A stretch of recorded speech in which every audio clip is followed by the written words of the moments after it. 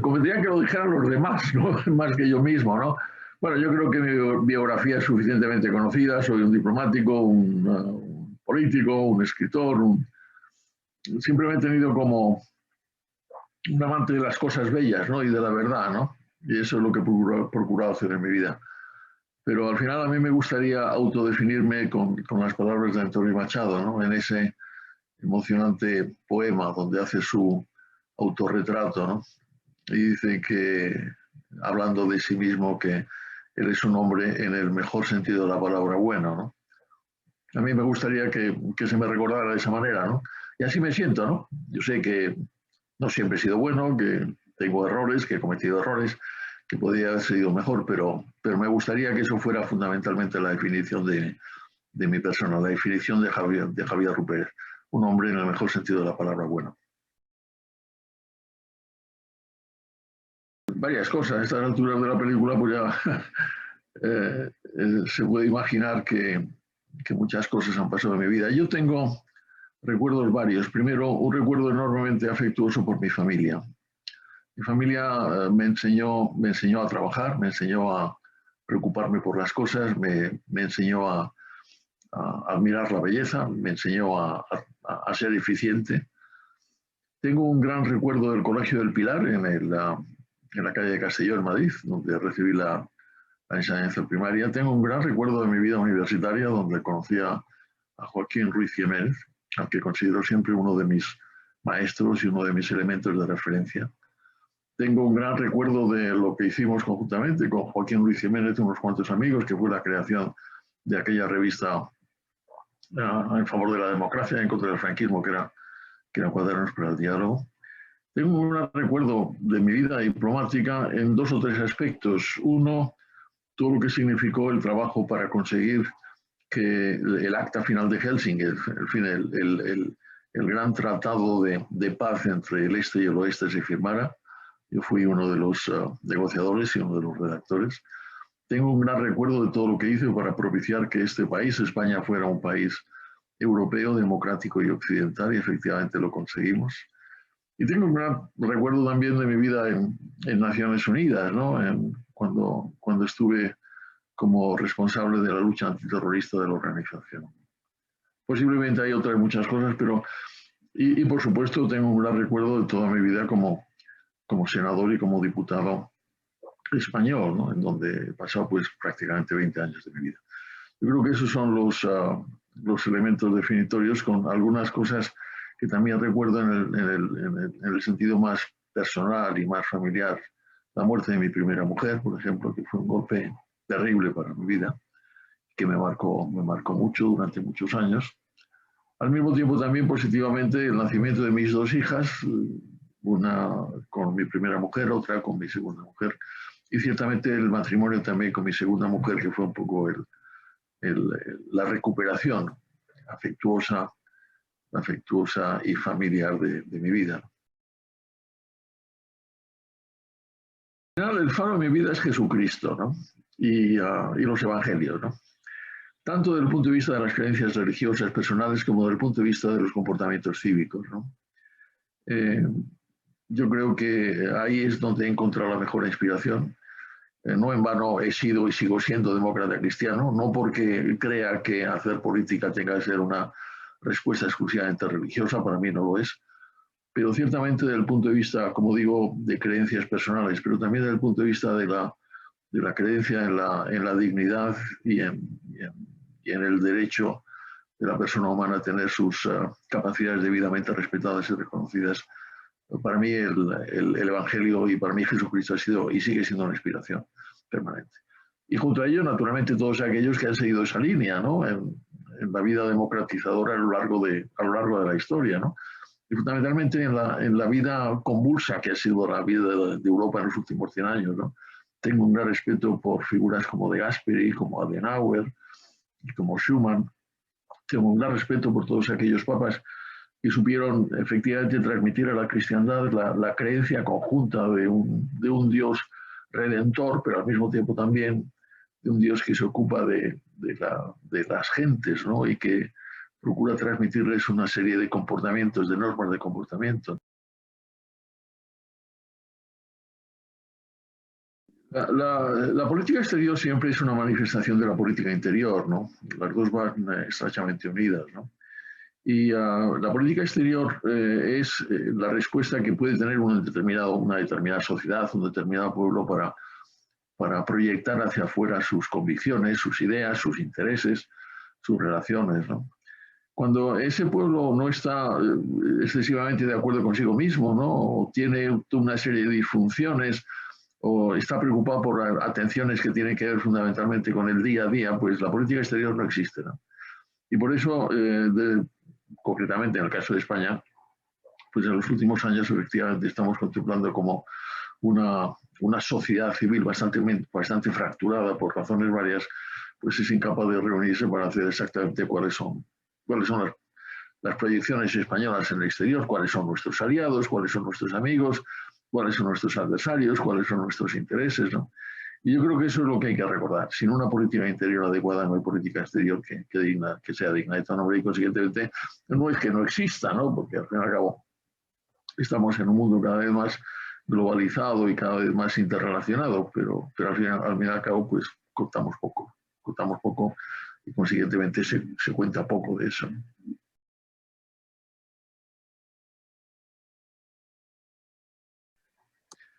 Bueno, cualquier tipo de privación ilegal de la libertad, lo primero que trae consigo es una enorme incertidumbre, ¿no? ¿Qué va a pasar con uno, ¿no? Y el secuestro es eso, es una privación criminal, ilegal de la libertad de una persona.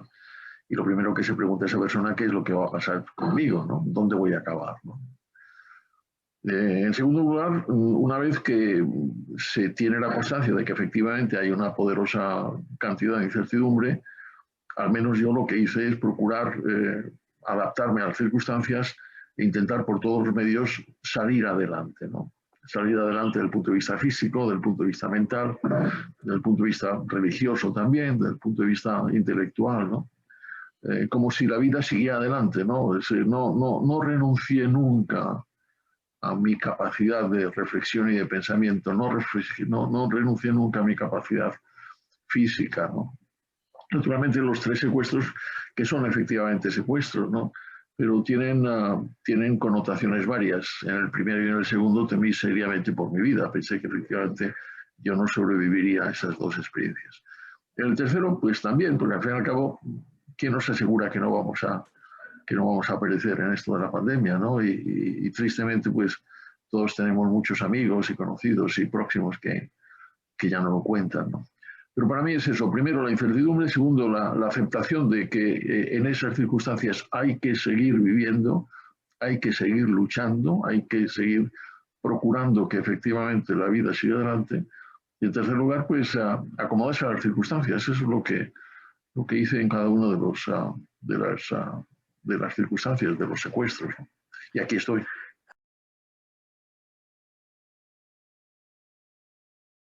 Yo hubiera hecho exactamente lo mismo. Yo creo que con los terroristas no hay nada que negociar. No hay nada que negociar. Yo creo que el gobierno de Adolfo Suárez, lo que hizo con una enorme habilidad es, por una parte, no negociar, negarse a la negación con los terroristas, pero al mismo tiempo también sentar las bases para que los terroristas supieran que tenían que liberarme, ¿no? Y afortunadamente fue así. Ha habido otras circunstancias en que desgraciadamente no ha sido así. Adolfo Suárez lanzó una campaña nacional e internacional a favor de mi liberación que fue realmente fantástica. Yo recuerdo perfectamente que fue primero el Papa en reclamar mi liberación, junto con todo tipo de líderes internacionales, y crear una atmósfera en torno a mi persona que efectivamente llevaba a la convicción de los terroristas que cualquier cosa que hicieran conmigo sería un terrible error. Lo digo, también es una pena que no haya funcionado en otros casos, ¿no? Porque al fin y al cabo yo digamos, me beneficié de esa política. Pero digo y repito, el gobierno no negoció y yo, si hubiera sido el responsable de otro tipo de secuestro, tampoco hubiera negociado. Con los terroristas no hay nada que negociar. Lo único que hay que aplicar es ley y orden y acabar con ellos, con todos los sistemas que la ley y el orden y la democracia ponen en nuestra plaza. Nada más.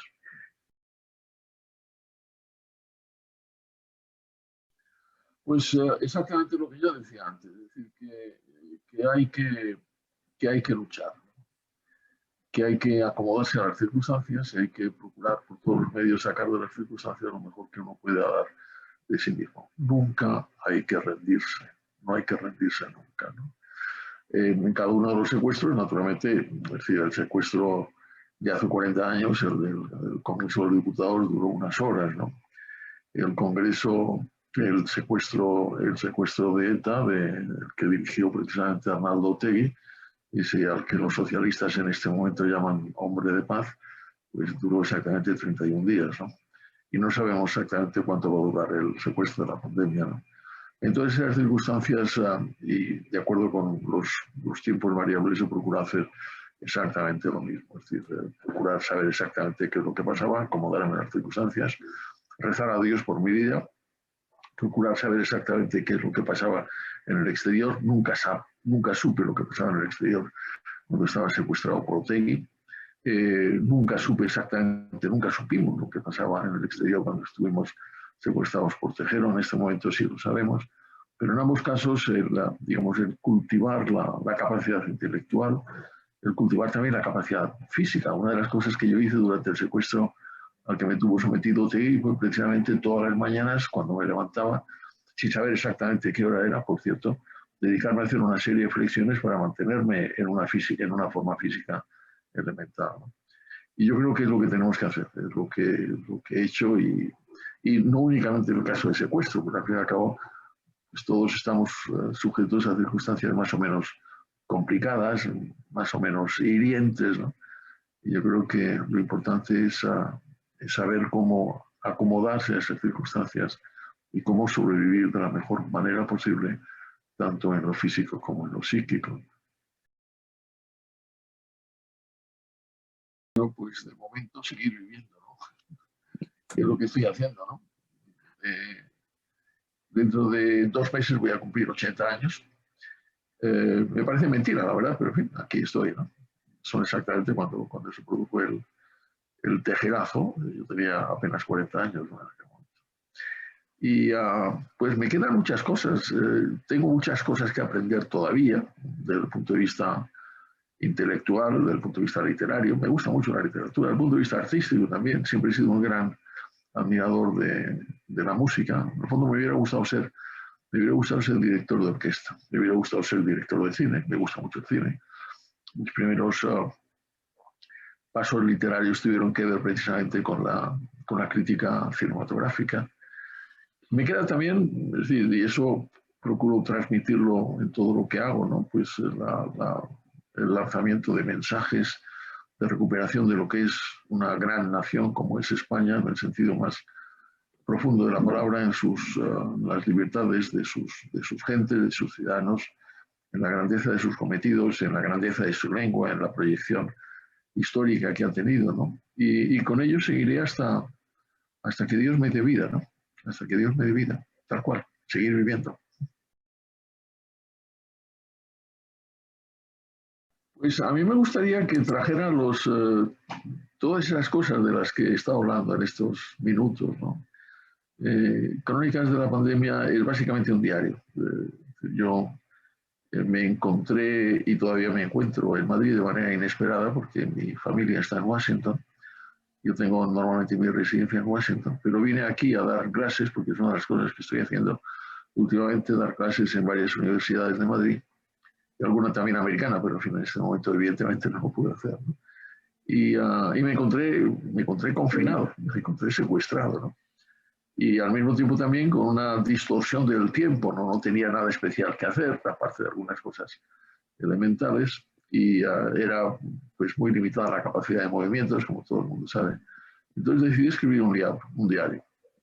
Había, digamos, dos referencias literarias que para mí han sido siempre importantes. Uno, el libro de Albert Camus, del escritor francés que ganó el Premio Nobel de Literatura, que en 1940 publicó un libro que se llama La peste, que era precisamente esto, ¿no? La reflexión sobre qué es lo que ocurría en una ciudad, concretamente en Orán, en el norte de África, en Argelia, cuando se declara una peste y consiguientemente todos están sujetos a las inconveniencias y a las incertidumbres y a las brutalidades de la peste, ¿no?